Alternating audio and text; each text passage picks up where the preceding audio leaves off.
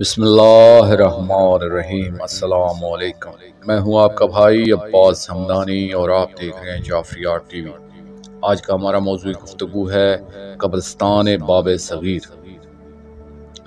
دوستو، اس موقع پر مناسب معلوم ہوتا ہے کہ میں قبرستان مسافرہ کی تھوڑی سی تفصیل عرض کرتا چلوں تاکہ آپ کی معلومات میں اضافہ ہو سکے۔ اس قبرستان میں پاک معصومہ بی بی صلوات اللہ علیہا کا مزار اقدس ہے۔ جناب عبداللہ بن جعفر تیار بن ابی طالب علیہ السلام کا مزار اقدس بھی یہی ہے۔ امام زادہ جناب عبداللہ ابن امام جعفر صادق علیہ السلام بھی یہیں آرام فرما رہے ہیں۔ کتب مقاتل میں ایک روایت یہ بھی تحریر ہے کہ باب صغیر سے 50 میٹر کے فاصلے پر اسی قبرستان مسافرہ کے ایک گوشہ میں شہدائے کربلا علیہ السلام میں سے 16 افراد کے سرہائے اطہر دفن ہیں، یعنی مولا غازی پاک علیہ السلام، شہزادہ علی اکبر علیہ السلام، شہزادہ علی اصغر علیہ السلام، شہزادہ امیر قاسم علیہ السلام،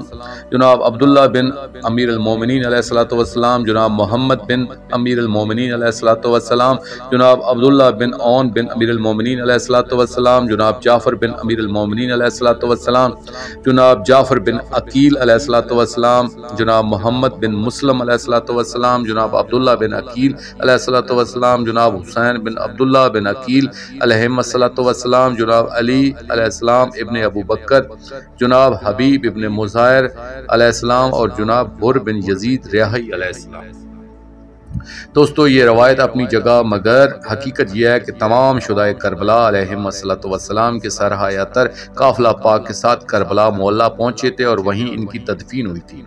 اس سلسلے میں کتب مقاتل و تاریخ میں بہت سی روایات موجود ہیں اور دنیا کے بہت سے ممالک میں مختلف مقامات پر شہدائے کربلا علیہ السلام کے سرہائے اطہر کے حوالے سے زیارت گاہیں ہیں، آج بھی موجود ہیں، جو مرجع خلائق ہیں۔ قطع نظر اس بات سے کہ سرہائے اطہر کی تدفین کی حقیقت کیا ہے، یہ بات مسلمات شیعہ میں سے کہ حمال ملائکہ ہیں،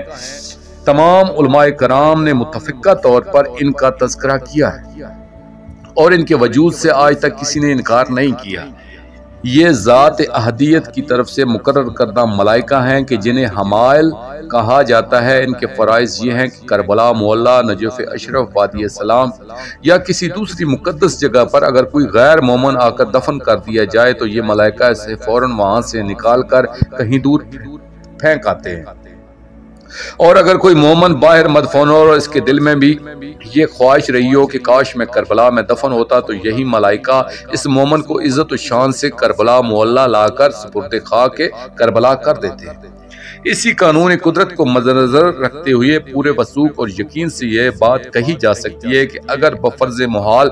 کچھ شہدائے کربلا علیہ السلام کے سر اطہر دمشق کی قبرستان مسافرہ میں دفن کیے بھی گئے ہوں گے تو یقیناً حمال ملائکہ انہیں وہاں سے عزت و احترام کے ساتھ کربلا لے آئے ہوں گے اور ہر پاک شہید کی مزار میں ان کا سر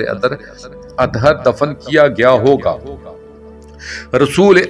اکرم صلی اللہ علیہ وآلہ وسلم کے صحابی جناب بلال حبشی کے مزار کے بارے میں بھی اختلاف ہے